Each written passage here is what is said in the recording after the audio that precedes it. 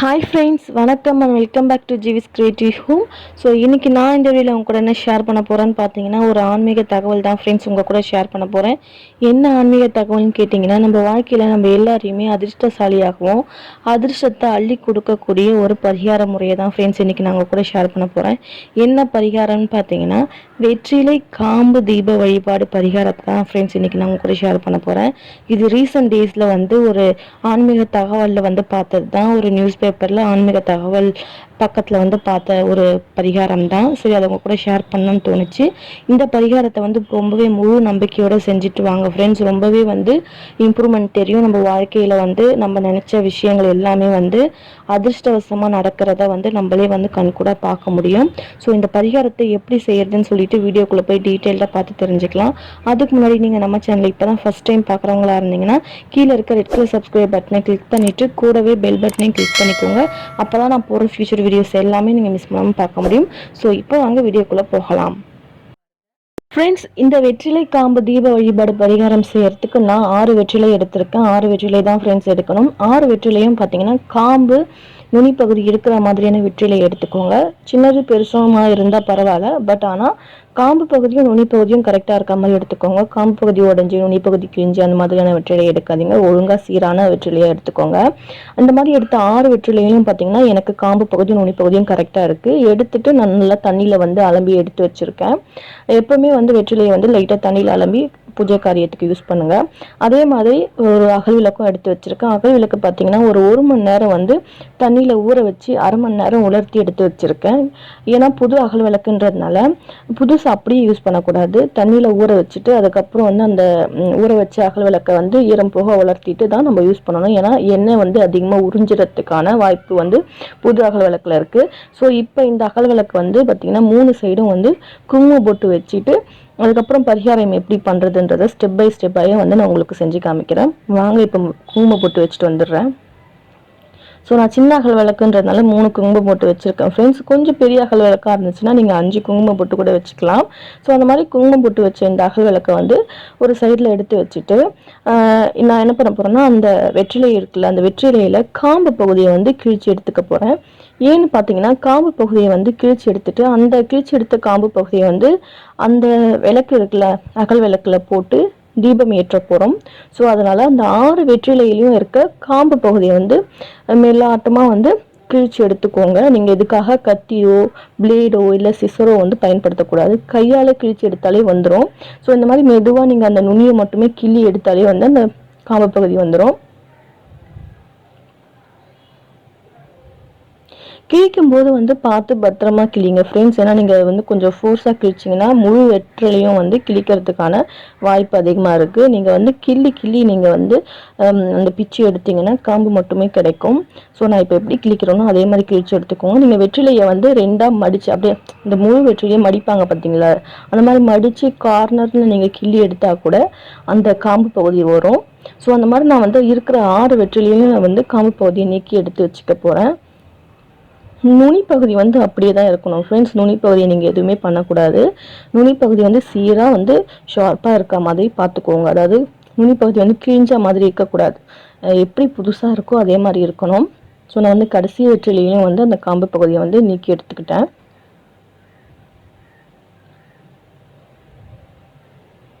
So இந்த மாதிரி 6 வெற்றிலையும் காம்பு பகுதி நீக்கியாச்சு. இதுக்கப்புறம் நம்ம என்ன பண்ணணும்னு பார்த்தீங்கன்னா, ஒரு பலகையோ இல்லை ஒரு டேபிளோ அப்படி இல்லைன்னா இந்த மாதிரி மணக்கட்டை, அதாவது பூஜை காரியத்துக்கு நம்ம வீட்டில் மணக்கட்டை அப்படின்னு சொல்லிட்டு யூஸ் பண்ணுவோம். ஸோ அந்த மாதிரியான மணக்கட்டையில் இந்த 6 வெற்றிலையும் மயில் தொகை போல் விரித்து வச்சுக்கணும். அதாவது ஒன்றன் மேலே ஒன்றாக அடுக்கி வச்சுக்கணும். ஸோ நான் இப்போ எப்படி அடுக்கிறேனோ அதே மாதிரி அடுக்கி வச்சுக்கோங்க. அதாவது மயில் தோகை விரிச்சா எப்படி இருக்கும், நல்லா விசிறி மாதிரி படர்ந்தாப்புல நீங்கள் ஒன்றன் மேலே ஒன்றாக அடுக்கி வச்சுக்கோங்க. அதாவது நம்மளை பார்த்தா மாதிரி அடுக்கி வச்சுக்கோங்க. அதாவது நுனி பகுதி கீழேயும் காம்பு பகுதி மேலே இருக்க மாதிரி நீங்கள் அடுக்கி வச்சுக்கோங்க. ஸோ நான் இப்போ எப்படி செய்கிறேனோ அதே மாதிரி செஞ்சுக்கோங்க. பார்க்கும்போதே பார்த்தீங்கன்னா நல்லா படர்வலாக ஒரு விசிறி டைப்பில் இருக்குல்ல, அந்த மாதிரி நீங்கள் அடுக்கி வச்சுக்கிட்டு அதுக்கு மேலே இந்த அகல் விளக்கை வச்சுக்கோங்க. இந்த அகல் விளக்கை வச்சுட்டு நல்லெண்ணெய் இல்லைன்னா 5 எண்ணெய் கலந்த தீப எண்ணெய் இருக்குல்ல, அதை கூட யூஸ் பண்ணிக்கலாம். அப்படி இல்லைன்னா பியூர் நல்லெண்ணெய் கூட நீங்கள் வந்து யூஸ் பண்ணிக்கலாம். ஸோ நம்ம நல்லெண்ணெய் விட்டுட்டு திரி போட்டு அதுக்கு உள்ளே வந்து பார்த்திங்கன்னா நம்ம கிள்ளி வச்சுருக்கோம் பார்த்தீங்களா காம்பு, வெற்றிலை காம்பு, அதை போட்டு விளக்கு ஏற்றி வச்சுக்கிட்டு நம்ம என்ன நம்ம வந்து நம்மளோட இஷ்ட தெய்வமாக இருக்கட்டும், இல்லை குலதெய்வமாக இருக்கட்டும், இல்லை ஒரு தனியாக ஒரு அமைதியான இடத்துல இந்த மாதிரியான வெற்றிலை தீபம் ஏற்றிட்டு அதுக்கு முன்னாடி உட்காந்துருந்துச்சு ஒரு 5 நிமிஷம் கழித்து பார்த்தீங்கன்னா அந்த வெற்றிலையோட மனம் வீசும். ஸோ நம்ம வந்து அந்த தீபம் எரிய ஹீட் வந்து வெளியே ப்ரொடியூஸ் ஆகுதுல, அதிலிருந்து அந்த வெற்றிலையோட நறுமணம் வந்து ஃபுல்லாக வந்து வீச தொடங்கும். ஏன்னு கேட்டிங்கன்னா அந்த சூடால் வந்து வெற்றிலையோட நறுமணம் வந்து வெளியே வந்து வர ஆரம்பிக்கும். நம்ம அந்த காம்பு கிள்ளினாலேயே வெற்றிலை கொஞ்சம் நறுமணமாகவே இருக்கும். ஸோ இப்போ நான் வந்து எண்ணெய் ஊற்றிட்டு திரியும் போட்டாச்சு. திரி போட்டுட்டு இந்த கிள்ளி வச்சுருக்க வெற்றிலை காம்புகளையும் வந்து அந்த அகல் விளக்கு உள்ளே போட்டுக்கிறேன். ஸோ இந்த மாதிரி போட்டுட்டு உடனே வந்து விளக்கேற்றிட்டோம்னு வச்சுக்கோங்களேன். ஒரு 5 நிமிஷம் கழித்து நம்மளே உணர முடியும், அந்த வெற்றிலையோட வாசனை வந்து உணர முடியும். அப்படி அந்த வாசனை வெளியே வர ஆரம்பிக்கும் போது அந்த விளக்குக்கு முன்னாடி வந்து நம்மளுடைய கோரிக்கைகளையோ இல்லை நம்மளுடைய பிரார்த்தனைகளையோ இல்லை இந்த விஷயம் நான் வந்து செய்ய போகிற கடவுளே, இந்த விஷயம் நல்லபடியாக நடக்கணும், இந்த விஷயத்தில் எனக்கு வந்து அதிர்ஷ்டத்தை கொடுங்க, இல்லை ஒரு இன்டர்வியூவாக இருக்கட்டும், இல்லை எக்ஸாமாக இருக்கட்டும், இல்லை ஒரு நல்ல காரியம் பெண் பார்க்க போகிறதா இருக்கட்டும், இல்லை வீடு கட்ட போகிறதா இருக்கட்டும், எந்த ஒரு நல்ல விஷயமும் ஆரம்பிக்கிறதுக்கு முன்னாடி ஒரு 10 நிமிஷம் இதுக்காக டைம் ஸ்பெண்ட் பண்ணி இந்த மாதிரியான வேண்டுதலை, இந்த மாதிரியான ஒரு வெற்றிலை தீபத்தை வந்து ஏற்றி நீங்கள் வழிபட்டீங்கன்னா கண்டிப்பாக அந்த ஒரு பலன் வந்து நிச்சயமாக கிடைக்கும். ஸோ இந்த மாதிரி நீங்கள் ட்ரை பண்ணி பாருங்கள். அதே மாதிரி இந்த வெற்றிலை தீபம் ஏற்றுனது பார்த்தீங்கன்னா ஒரு நாள் மட்டும்தான். மறுபடியும் இதே வெற்றிலை தீபத்தை வந்து யூஸ் பண்ணக்கூடாது. புதுசாக மறுபடியும் புது வெற்றிலையை வாங்கி அதை வந்து ப்ரொசீஜராக நீங்கள் வந்து பயன்படுத்தணும். ஸோ உங்களுக்கு வந்து கிட்டக்க பார்க்கும்போது தெரியும், அந்த எண்ணெயில் வந்து அந்த வெற்றிலை காம்புகள் ஊறி எண்ணெய் அந்த தீபம் வந்து எரிய அந்த அகல் விளக்கு வந்து சூடாகி அந்த எண்ணெயும் சூடாக அந்த காம்புலேருந்து நறுமணம் வந்து பிரிஞ்சு வரும். ஸோ அந்த மாதிரி நம்மளுக்கே ஒரு 5 நிமிஷம் கழித்து அந்த ஸ்மெல் வரும் நம்மளுக்கே. அப்படி வரும்பொழுது நம்மளோட வேண்டுதல்களோ கோரிக்கைகளோ நீங்கள் வந்து கடவுள்கிட்ட சொல்லிவிட்டு நான் எல்லாமே நல்லபடியாக நடக்கணும்னு சொல்லிவிட்டு ஒரு 5 நிமிஷம் வந்து மைண்டை வந்து ரிலாக்ஸேஷன் பண்ணி நீங்கள் வழிபட்டிங்கன்னா கண்டிப்பாக நல்லதே நடக்கும். இது பார்த்தீங்கன்னா நீங்கள் எப்போ வேணாலும் செய்யலாம். இந்த நாளில் தான் செய்யணும், அந்த நாளில் தான் செய்யணும்னு கிடையாது. ஒரு நல்ல விஷயம் ஆரம்பிக்கும் போது நீங்கள் வந்து இன்னைக்கு கூட செய்யலாம், இல்லை மறுநாள் செய்யலாம், நாளைக்கு செய்யலாம், இல்லை தினைக்குமே கூட இந்த மாதிரி நீங்கள் வந்து வீட்டில் தீபம் ஏற்றி கூட வழிபடலாம்.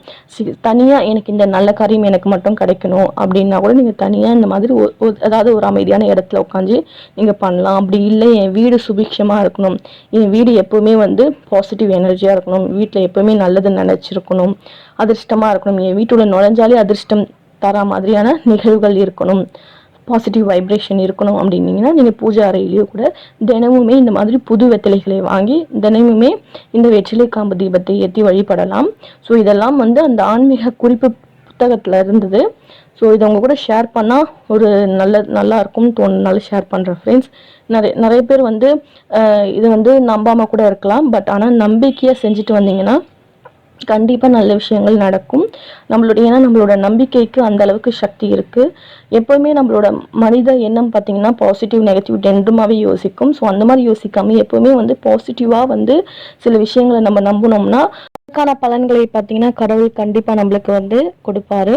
ஸோ இதே மாதிரி வெற்றிலை தீப காம்பு வழிபாடை வந்து நீங்கள் வந்து உங்கள் வீட்லேயோ சரி, அப்படி இல்லைன்னா தனிமையான ஒரு இடத்துலையோ சரி, இல்லை நல்ல காரியங்கள் நடக்க 10 நிமிஷத்துக்கு முன்னாடி இருந்தாலும் சரி, இல்லை என் மனசு வந்து ஒரு நிலையாக இல்லை, மனசு ஏதோ சங்கடத்தில் இருக்குது அப்படின்ற நேரத்துலையும் சரி, ஒரு தனிமையான இடத்துல நீங்கள் இந்த மாதிரி வெற்றிலை காம்பு தீப வழிபாடு செஞ்சு நீங்கள் வந்து உங்கள் மனசை ஒருநிலைப்படுத்தி நீங்கள் வேண்டிக்கிட்டீங்கன்னா கண்டிப்பாக உங்கள் மனசு அமைதி பெறும். நீங்கள் நினச்ச காரியங்கள் வந்து கண்டிப்பாக கைகூடி வரும். அதே மாதிரி நீங்கள் வந்து அதிர்ஷ்டசாலியாகவும் கூட வாய்ப்பு இருக்குது. ஸோ இதே மாதிரியான ப்ரொசீஜரில் வந்து நீங்கள் வெற்றிலை காம்பு தீப வழிபாடை செஞ்சு இறைவன்கிட்ட வேண்டிக்கோங்க ஃப்ரெண்ட்ஸ். நம்பிக்கை தான் ஃப்ரெண்ட்ஸ் வாழ்க்கை. ஸோ நம்பி இந்த ப்ரொசீஜரை வந்து செஞ்சு நீங்கள் வேண்டிக்கோங்க, கண்டிப்பாக நல்லது நடக்கும். ஸோ நம்பிக்கை இல்லாமல் யாருமே இதை செய்யாதீங்க.